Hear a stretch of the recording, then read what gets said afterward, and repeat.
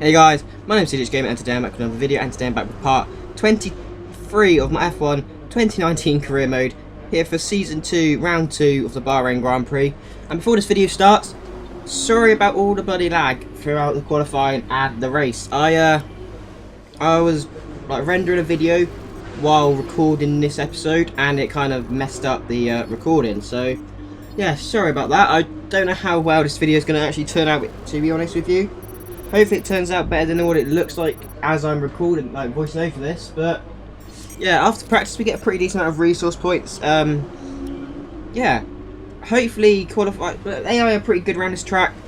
We are going to get 500 extra resource points at the end of this Grand Prix, so that should be kind of helpful. But yeah, there's one bit of lag. Sorry about that. Yeah, it's not exactly the best thing in the world, but you just have to deal with it. Hopefully it doesn't affect, it's not too bad. Well, I mean it is bad, but that doesn't really matter. Let's go into qualifying for the Bahrain Grand Prix, where hopefully we can get a good quali.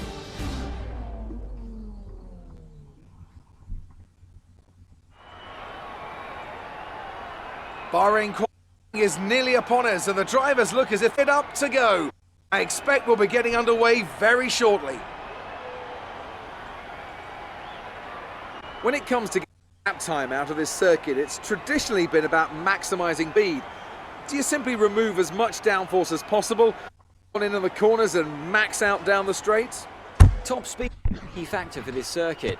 Even if you can achieve the same lap time as some swing, chances are you'll find difficult too much drag.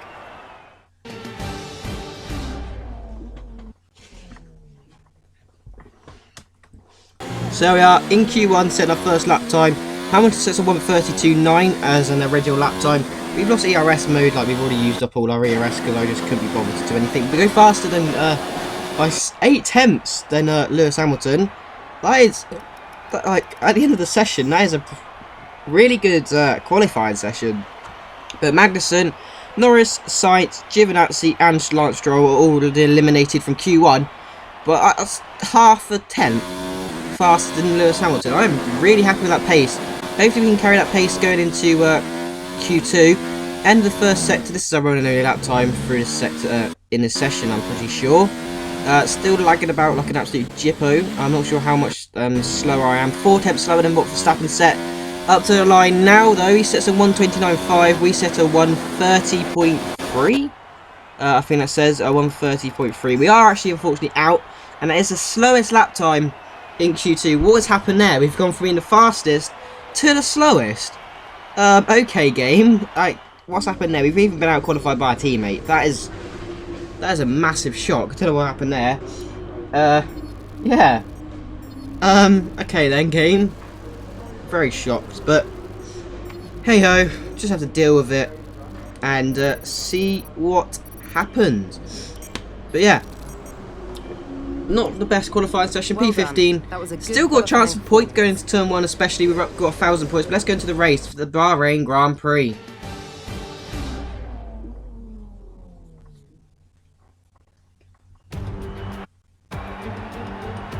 The curtain rises once more then on the stage of Sakir as the players take their places for the opening act.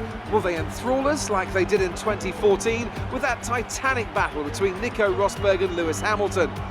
Find out shortly as we get underway here in Bahrain. Formula One returns to the desert today on this exceptional 3.36 mile circuit.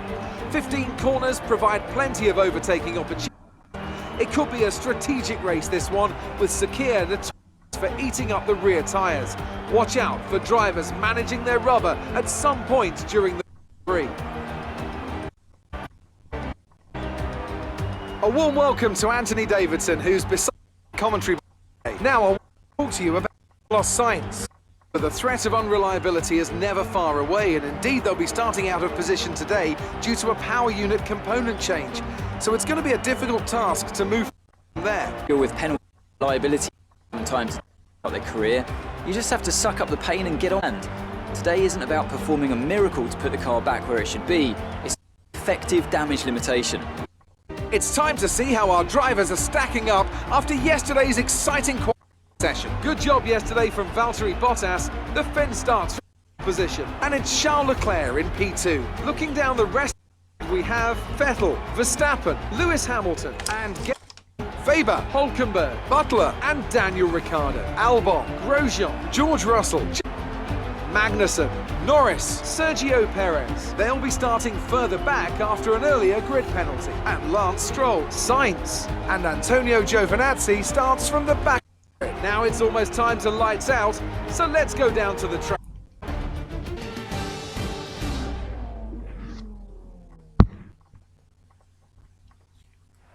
So here we are, sat on the grid ahead of the Bahrain Grand Prix, and we've actually moved up a position. Spit it out, Jesus Christ. We've moved up a position because Sergio Perez has got a grid penalty. It's going to be a one-stop strategy for this Bahrain Grand Prix. It's going to be a mediums to the hards. Underfueling the car like we've been doing for like half a season now. Including last season. But yeah, we need a good start. Turn 1 is going to be where most of the action is. It might be chaos. It should be. It normally is chaos. But yeah, we just need to maybe lunge up the inside of a couple of cars, not be over ambitious, and just sit back and relax and just slowly use the slipstream and DRS to catch up the cars in front of us. We've got a teammate right in front of us. He's our main target, as we've got Lance Stroll already behind us. Points are the main target. If we can't get points, which I highly doubt we will get in this Grand Prix because the AI is so good around Bahrain. If we can't get points in this Grand Prix, our aim is to beat our teammate and Lance Stroll, our two rivals, the two people we need to beat the most in this Grand Prix. But as we line up on the grid ahead of the Bahrain Grand Prix, we got 1, 2, 3, 4, 5 lights in the lights of the desert.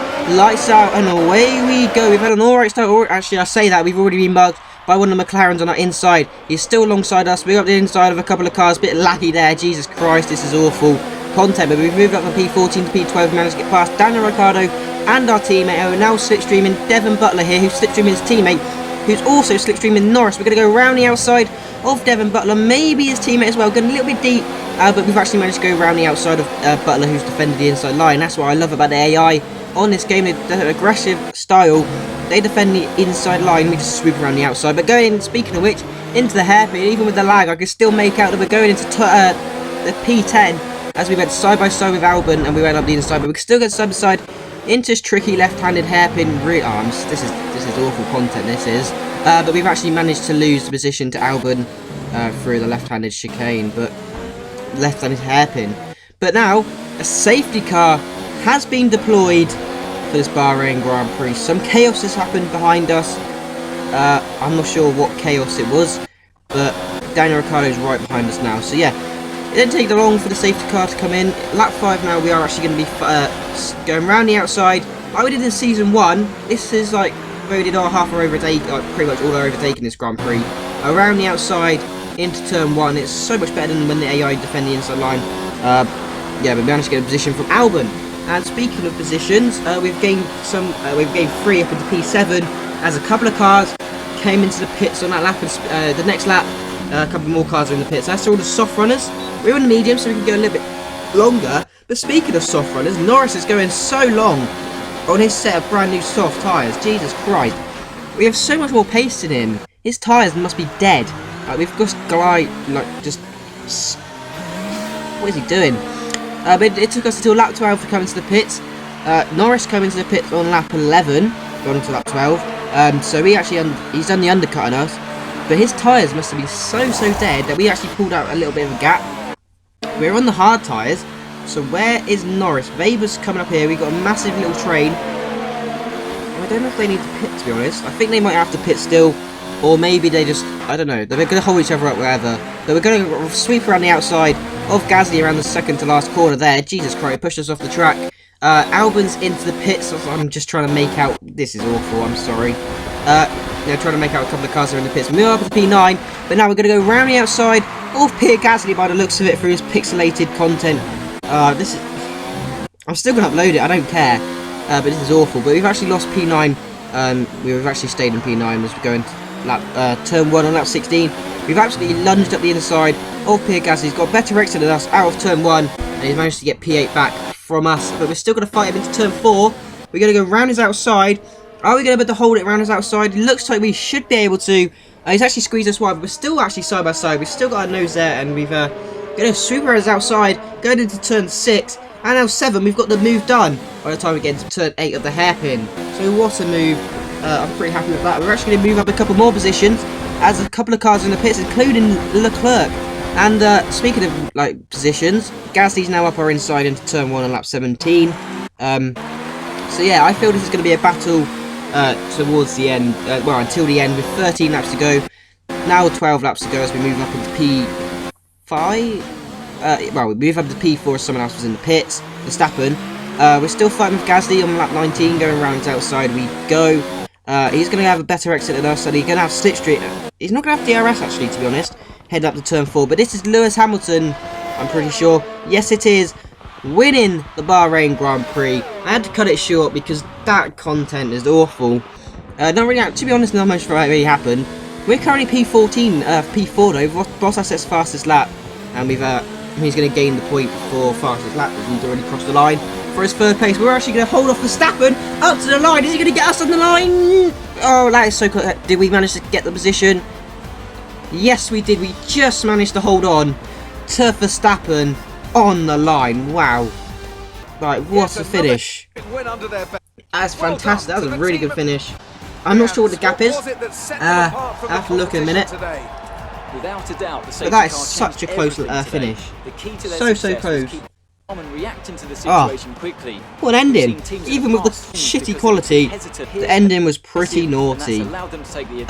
Lucas Weber in his Haas getting another pretty decent result for Haas. I'm not sure where Perez finished, but Weber comes 6th. Bottas and Vettel would have podium positions, other than Hamilton, who won the Grand Prix, obviously. Obviously he's going to be on the podium, that's what I meant by that. So yeah, considering he started P14, P4 is not a good, it's not a bad position, I mean. That is a really good position from P14. Gained 10 positions, I suppose. Fantastic race with Gasly. Still, I'm sorry about the content, but look, what's the finish? Oh my god, it is 100th after an incredible day of racing. 100th second, 100th of a second difference between me and Verstappen. I was 40.7 for 9 seconds slower than Hamilton. He was 40.758 slower than Hamilton, I'm pretty sure, or the other way around. Williams actually moved up into P4 in the Constructors, just 2 points ahead of Red Bull. That's a big surprise. Mercedes moved into the lead of the Constructors as well, but yeah, for a very close finish. That's like the highlight of this Grand Prix, even after all the little laggy spikes and stuff. But you was cutting your way through the field during the race. That's what Claire asked me. I don't know what I'm going to answer to this, to be honest. It's so easy when the car handles like this. Like, it gives us a little bit of a discount on the chassis. We all underestimated you, didn't we? My team had faith in me, and that's all it feels. You underestimated the team. They're all great and stuff, but there you go. There's Russell in the background. Did he get points? Did Russell get points in that Grand Prix? I don't know. I can't remember. I don't know if Russell got points, but we're leading bloody Stroll by 10-3. What, Stroll, man? You're awful. Get in the bin. Jesus. We are going to actually get a pretty decent amount of resource points after this, as we did actually complete a team goal as well. Look at that, we're going to get 1,000 resource points from that. And we're up to 2,000 in total. That maybe is enough to get an aerodynamic upgrade. And we're still going to be wanting to upgrade the aerodynamics throughout a season. So if we've got this amount of resource points, we might as well just splash it on the aerodynamics. Just so, like, because they're so expensive nowadays, you might as well just splash the cash. It might even be enough to get a minor upgrade as well for like a different department. Maybe chassis. We might be able to get a chassis upgrade. But yeah, we are going to go with this major aerodynamic upgrade, and it should be on the car for Azerbaijan. I'm also going to go with a minor chassis upgrade, weight reduction or weight redistribution. Which one's it going to be? I was thinking of tyre wear, but we don't really need tyre wear's not that big of a problem at the moment, I don't think. We are actually going to go with a chassis weight redistribution. There we go. It's on the car now. And yeah, that should be on the car for China, as well as that major powertrain upgrade. So hopefully that goes on the car. Hopefully it doesn't fail, and hopefully we don't have to spend extra resource points. But we've moved ahead of, well, we haven't got any upgrades on the car so far this season. but the upgrades we did from last season still put us ahead of Racing Point. We're really close to McLaren, but going into China, there is going to be a patch. So next, like between now, well, between the time I recorded Bahrain and between the time I recorded China, there was a patch, and Williams actually got shafted, but we're still a pretty decent car.